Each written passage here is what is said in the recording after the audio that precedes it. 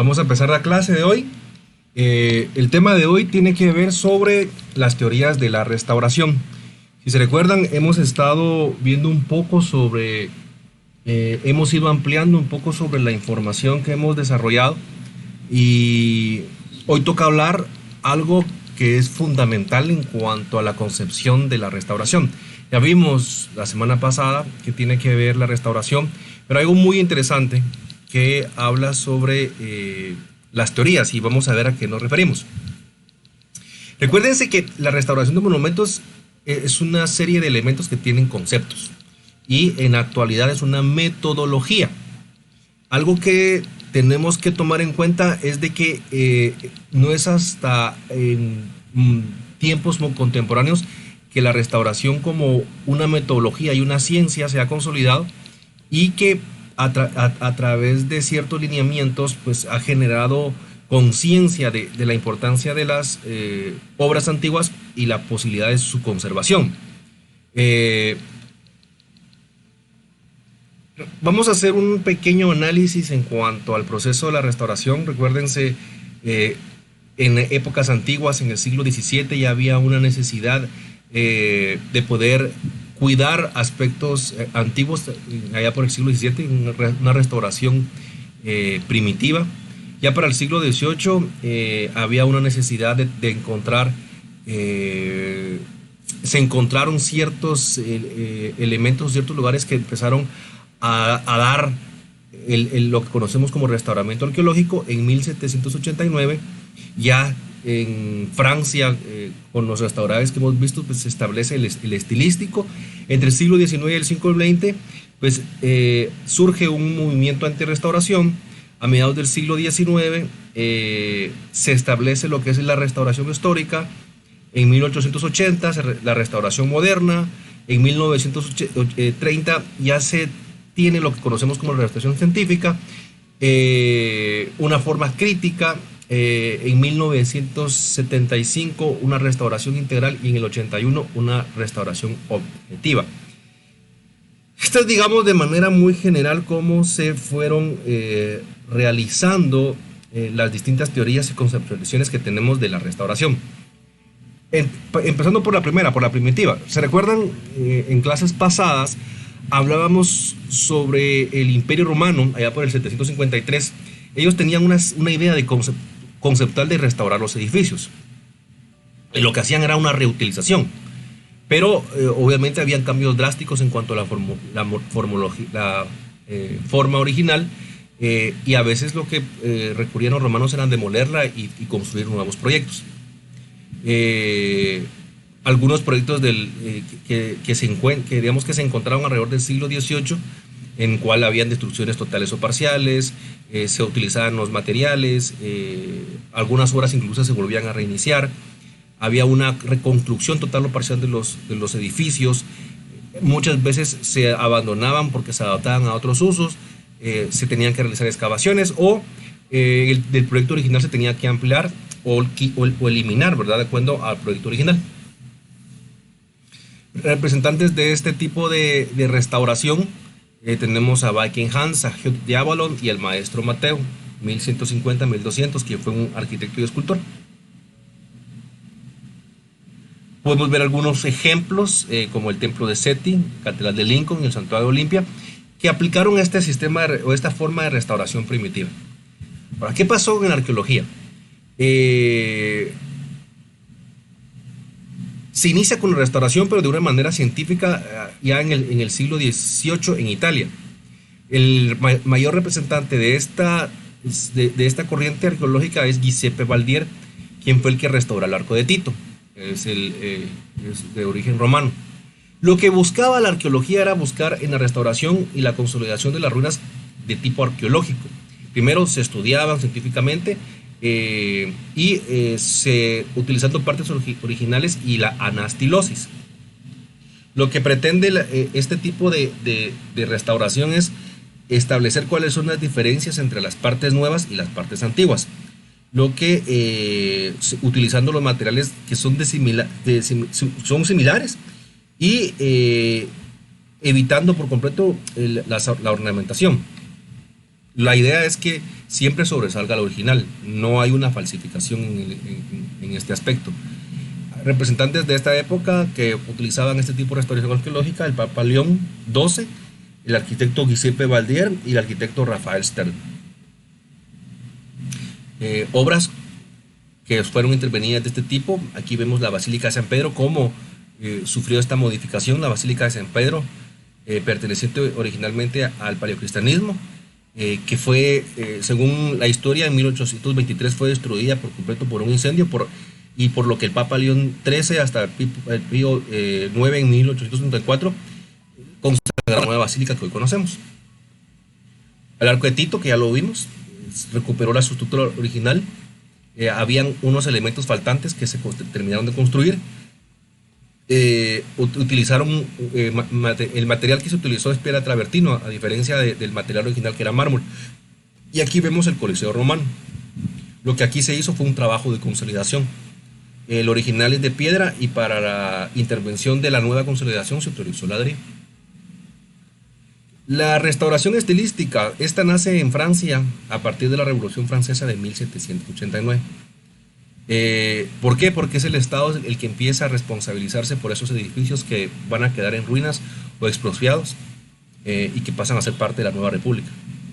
Empieza a haber un interés por el patrimonio histórico. Otros países que lo siguen son Rusia, España e Italia. Y el objetivo de la restauración estilística es restablecer el edificio de tal manera que su esplendor original se pueda volver a ver. De alguna manera se busca el estilo puro. Lo importante es restaurar o reconstruir para volverlo a su estado original. Elimina todos los elementos añadidos y en teoría lo deja como realmente era originalmente, basándose en el estilo arquitectónico, y de así de alguna manera pues tener esa grandeza que originalmente tenía el edificio. Uno de los representantes más importantes es el francés Eugène Villeneuve, que él, recuerdan que ya lo platicamos al principio de la clase, lo que él buscaba rehacer el edificio y devolverle el estado que pudo haber obtenido, sin importar que hubiesen modificaciones o no, discrepancias en cuanto al proceso de restauración. Lo que busca él es, en teoría, buscarle, entre comillas, su forma original, incluso reconstruirlo utilizando lógicas o coherencias de las partes, y no necesariamente obteniendo información adecuada que permitiera establecer que así era objetivamente. Normalmente siempre se apegaba a los estilos de la época, y el problema era que pues tenía ciertas discrepancias. Brutal, aplicaba al ser, era incongruente, mentiroso de alguna manera, porque no se podía distinguir lo original con la parte intervenida. Lo rescatable es que se apegaba al estilo y a las técnicas constructivas correspondientes al estilo arquitectónico del edificio que se estaba interviniendo, y que también eliminaba elementos que no pertenecían, aunque fueran parte de la historia del monumento, lo cual es complicado.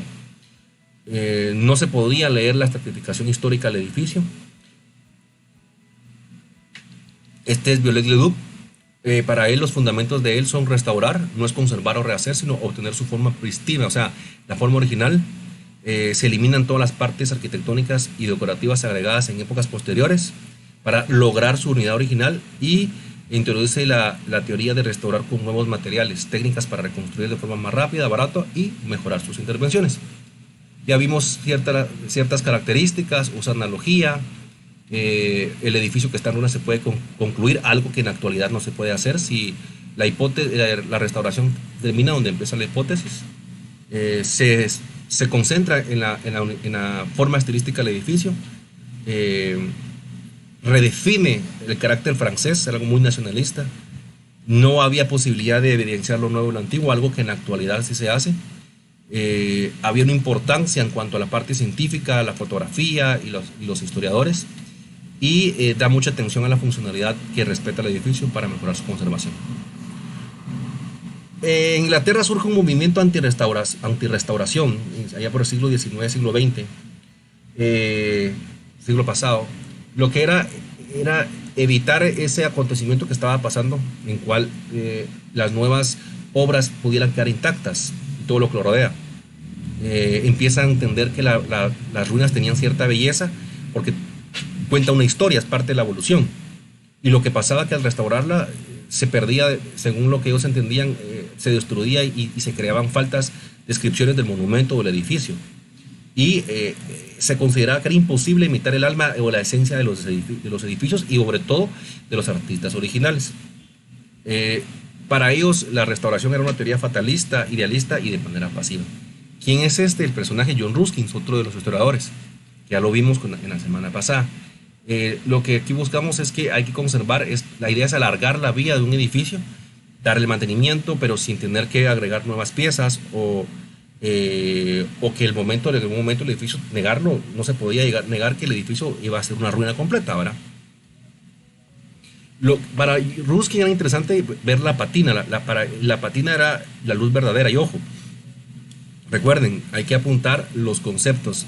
La semana antes del examen parcial son 50 conceptos a mano para lo que estamos trabajando de nuestro vocabulario arquitectónico de restauración. Entonces, si no saben qué es patina, ojo. Otro personaje que trabajó fue William Morris. Él desarrolla el movimiento conocido como Arts and Crafts. Él consideraba que era importante respetar la época y no esconder los efectos que el tiempo... y en esto se basa la famosa patina. Luego viene la restauración histórica. La cuestión era de dónde inicia lo antiguo y dónde está lo moderno. Entonces empieza a aplicar ciertos criterios. Hay que tener en cuenta que este es un método bien planteado, aunque no se logró del todo debido a que no había suficiente capacidad para poder interpretar las fuentes originales de donde obtenían la información, porque a veces no se comprendían de manera adecuada y habían muchas inconsistencias e inexactitudes en el proceso del desarrollo. Uno de los representantes de este proceso fue Luca Beltrami. Este es Luca Beltrami, el campanario de la plaza de San Marcos de Venecia. Aquí se cuenta la historia que este campanario se derrumbó y que se decidió reconstruirla de la manera en que totalmente era. Algo ha pasado un poco de esto, por ejemplo, el arco que tenemos en Quetzaltenango, esa reconstrucción que desde mi punto de vista, bueno, me parece una aberración total. Él hace esta reconstrucción, él logra establecer que se cae por su propio peso, por lo que se reconstruye en su totalidad de manera adecuada para poder sostener su propio peso.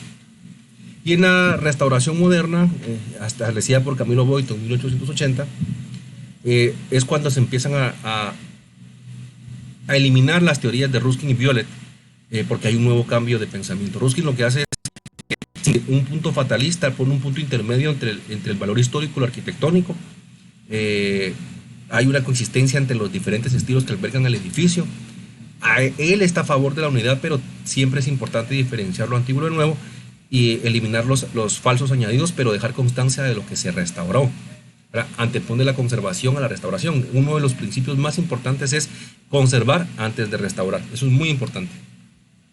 Criterios que se manejan es diferenciar lo nuevo con lo viejo, diferenciar los materiales, los elementos ornamentales en la parte que se va a restaurar, exposición de los restos o piezas que se hayan prescindido, los elementos que ya no se van a utilizar hay que presentarlos como una exposición, hacer incisos o elementos que coloquen o indiquen que esta pieza es nueva o su fecha de realización, y exponer fotografías del proceso de restauración y que se note el valor auténtico del edificio. Y fue ya en 1883 donde se empieza a plantear lo que conocemos con los principios de restauración, con la primera carta de restauración en Atenas, en donde se establece que una de las cosas o factores importantes es respetar la segunda historia, es decir, si el edificio tiene nuevos agregados o elementos históricos, hay que respetar esos estratos de la historia nueva. Hay preponderancia de la instancia histórica en los edificios, tomando en cuenta que el principal valor es el histórico. Preponderancia en la conservación ante la restauración. Hay que recuperar la lectura de la imagen y la documentación del registro fotográfico, que es muy importante. Este es el personaje Camilo Boito. Vimos algunos aspectos: conservar lo artístico, la historicidad del edificio, Él utiliza de manera estética el hormigón, rechaza las prótesis visibles, prefiere la consolidación de manera interna, algo que me parece muy bien. Proyectos que trabajó: la Puerta de Ticinese en Milán, Catedral de Santa María Asunta y la Basílica de San Antonio de Padua en Europa. Si no estoy mal, esta Basílica de San Antonio de Padua está en Florencia, Italia. Luego venimos la científica, también impulsada por Camilo Boito, pero esta fue liderada por Gustavo Giovanni. Entonces, recuérdense que para Boito tenía doble valor: arte y un documento histórico. Giovanni lo que hace es que la restauración la considera como una actividad científica. Al ser una actividad científica hay una metodología donde se tienen que aplicar los conocimientos de otras ciencias para que puedan contribuir al proceso de restauración del edificio. Giovanni hace una clasificación. Él dice que los clasifica como monumentos muertos a los de las culturas desaparecidas y vivos, lo que aún tiene una función. Consideraba que para poder analizar los materiales y técnicas de producción es importante conocer el proceso de deterioro. Ahí es donde surge el análisis del diagnóstico de materiales, más constructivos, daños y alteraciones, para poder saber sus consecuencias y sus causas. Es importante, y aquí aparece la importancia de la documentación y los documentos históricos. Él integra el hormigón armado para los procesos de consolidación, poder identificar la historia del edificio, y ya el edificio deja de ser un contexto individual y lo aplica al contexto urbano del edificio. Actividades que es parte de lo que de alguna manera están trabajando es auscultación: ver, palpar, oír, hacer un prediagnóstico, hacer un análisis, una prescripción, proceder con la intervención, si es necesario prevenir y cuidar, si es necesario consolidar, darle un soporte, si es autosuficiente para que el edificio pueda mantenerse. Estamos hablando del mantenimiento del edificio, que pueda la restauración o el uso del edificio pueda ser autosuficiente para poder costear los costos de mantenimiento. Entonces aquí es cuando se aplican esas técnicas de intervención que más adelante vamos a ir definiendo, que es consolidación, liberación, reintegración, reconstrucción e innovación. Estos elementos son los que nosotros al final en la restauración moderna aplicamos en las técnicas de intervención de los edificios. Entonces Gustavo Giovannoni decía que la restauración científica es una forma que se caracteriza por basarse en los ámbitos científicos para aplicar procedimientos técnicos de conocimiento y evaluación del objeto, así como la selección y aplicación de materiales mediante pruebas y diagnósticos científicos. Entonces tenemos claro que el proceso científico de la restauración pues recoge y desarrolla ciertas teorías desde Camilo Boito hasta la Carta de Atenas, la Carta Italiana de Restauro en 1932, etc. La idea es lograr una conceptualización científica a través de un método que pueda respetar la historicidad del edificio y aplicando ya criterios previamente establecidos para el proceso de este desarrollo. Un proyecto que podemos ver que sigue este proceso es la Basílica de Santa Sabina en Roma. Se mantiene su proyecto original de siglo IX, que es de siglo medieval, pero se empiezan a hacer restauraciones, las ventanas, los muros perimetrales, que evidencian distintos materiales que no necesariamente pertenecen a la época original, y eso está bien pues porque respeta la historicidad del edificio. Hay otro movimiento que es el de la crítica, iniciado por Roberto Pane y Roberto Bonelli. Eso surge después de la posguerra, donde se ayuda a construir las teorías de restauración y conservación, porque considera los valores formales y estéticos de las obras y el valor que éstas tienen de manera documental para poderlo hacer una obra única. Esto lo genera como un proceso crítico. Lo que hace César Brendi es que considera la restauración como un proceso teórico práctico. Y Roberto Pane lo que hace es que, permítanme, él es un defensor asiduo de lo que es la ciudad histórica y el paisaje. Estos son Roberto Pane y César Brendi. ¿Qué tenemos en cuanto a los principios fundamentales? Primero, recuerden, la originalidad, no a lo falso. Hay que diferenciar, y eso ya lo hemos visto en los otros tipos de restauración. ¿Qué es lo que sea la diferenciación de lo que se restauró, del tipo de material, a lo nuevo con lo antiguo? La reversibilidad, el principio de reversibilidad. Eso es muy importante, que toda la intervención que se haga pueden ser susceptibles de ser reversibles sin dejar o dañar el edificio tal como era. Compatibilidad de materiales para evitar daños. Por ejemplo, cuando se restaura un proyecto con materiales de concreto y el material original es adobe, hay incompatibilidad de materiales y lo que va a pasar es que va a haber problemas más complejos en el proceso de restauración porque el material se van al proceso de hacer, digamos, en momentos sísmicos, lo que va a pasar es que van a haber problemas. Ya tuvimos el ejemplo de la iglesia de San Sebastián. San Sebastián Mártir, ahí lo que sucedió es que colocaron columnas que cuando vino el sismo del 2017 se comportaron de manera diferente y hubo un rebote, lo que provocó fracturas en los muros originales. Los casos deben de ser analizados individualmente. Es necesario una mínima intervención, ¿verdad? Solo lo necesario y lo justo para conservar. Recuerde que el principio es conservar antes de restaurar. Lo que queremos es evitar su deterioro y que las futuras generaciones lo puedan percibir y palpar y usar, o por lo menos ver. Y la cuarta dimensión, que es el tiempo. Respetar la pátina, la pátina es algo bien interesante, donde los materiales mutuan de manera positiva, se ve el envejecimiento, ¿verdad? Es parte de la vida de los materiales. Entonces hay que respetar esa pátina, ¿verdad? Porque si no, lo que estamos haciendo es una falsificación. Luego viene la objetiva, esta es desde 1981, donde lo que se hace es que el objeto en sí, el monumento, se empiezan a entender sus verdaderas necesidades y sobre todo, recuérdense, no se las deja aisladas, sino que se entiende el contexto urbano. Uno de los representantes de esta restauración es Antonio González. Se aplican nuevos principios de la restauración. Uno de ellos es la protección arquitectónica, documental y significativa del monumento. Aquí se toma en cuenta mantener la herencia tanto de la parte original como de la sociedad donde va surgiendo, ¿verdad? Pero sin tener que renunciar al lenguaje arquitectónico propio y contemporáneo, es decir, las diferentes épocas o historias del edificio. Es necesario, cuando sea necesario, uno de los principios es que se pueden hacer readecuaciones a nuevos usos. Por esto es importante porque algunas edificaciones pues ya no pueden funcionar como eran anteriormente. Por ejemplo, vemos el edificio de la Policía Nacional Civil. Es urgente que ahí se empiecen a aplicar estudios para poder consolidar el edificio y se pueda hacer una readecuación. Y ya no funcionaría como Policía Nacional Civil, sino podría tener nuevas adaptaciones, mercado de artesanías, talleres que podían funcionar de manera cultural. Un centro cultural quedaría perfectamente ahí.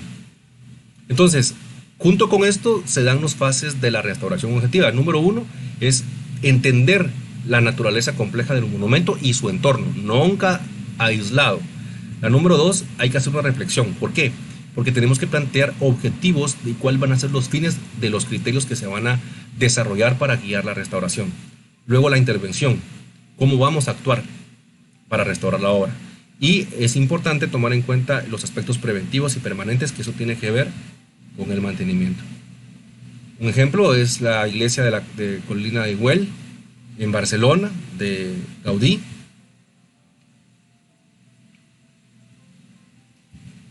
Otro ejemplo es la iglesia de Sant Cugat de Racó.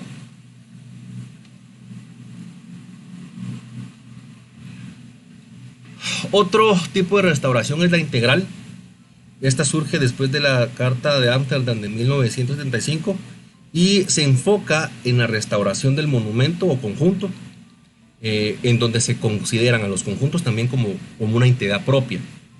No solo incluye a los edificios aislados, sino es importante la parte de integral, ¿verdad? Barrios, ciudades, y esto es lo que generan los centros históricos, como esto, o sea, no son elementos aislados. Luego viene la analógica. Países como Bélgica, Francia, Italia se empiezan a dar cuenta qué es lo que se estaba restaurando y empiezan a surgir muchas críticas sobre el proceso de restauración. Empiezan a tratar de comprender los principios que ya hemos visto con anterioridad, y ver cuáles se podían utilizar. Empiezan a adoptar criterios y métodos y conocimientos que venían de Italia, Sí, empiezan a disculpe, aplicarse. ¿Sí? es que no está proyectando nada en la pantalla, le estamos escribiendo, pero creo que no mira los mensajes. Híjole, no me digan ustedes, llevo como... Sí, le estábamos escribiendo, le hablé por WhatsApp, pero creo que tampoco miró. ¿Sí? Bueno, de todos modos, yo voy a grabar esto y van a poder ver las gráficas. Ya no voy a retroceder, chicos. Ya se logra ver, gracias. Vale. Esta es la analógica. Algunas imágenes, digamos que de los procesos de restauración. Es importante que tenemos que elegir primero un planteamiento y cómo lo vamos a desarrollar. Vamos a ver algunas imágenes. Esto es de la parte de la restauración integral. Esto es de la restauración objetiva. Aquí vemos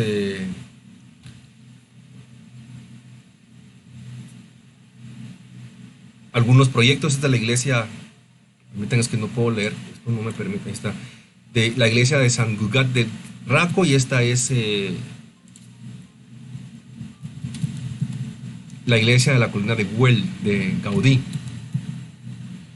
Les había hablado también de algunos principios que son importantes, que son los que se utilizan en la actualidad: la originalidad, la diferenciación, la reversibilidad, la compatibilidad de material, lo que es caso a caso, la mínima intervención, la cuarta dimensión, que es importante, lo de la patina.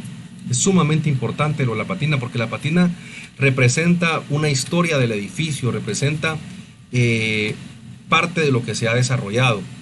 Esta es la Basílica de Santa Sabina en Roma, que es parte del proceso de restauración científica, en donde ya les explicaba elementos como la auscultación, el prediagnóstico, el análisis, la prescripción, la intervención, la prevención, el cuidado, el soporte, lo que hablábamos de la autosuficiencia, que es muy importante, y ya las técnicas de intervención que durante el transcurso del curso vamos a entender, como la restauración de consolidación, la liberación, la reintegración, la reconstrucción, innovación, que son técnicas de intervención o procesos de intervención que se aplican a el edificio en sí.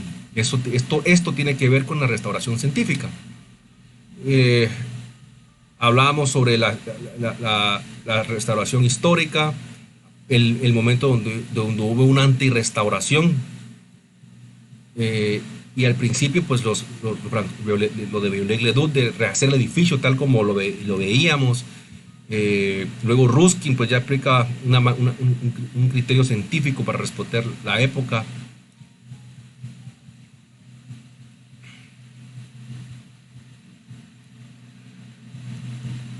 Y hablábamos sobre la analógica, que ya se adaptan criterios y metodologías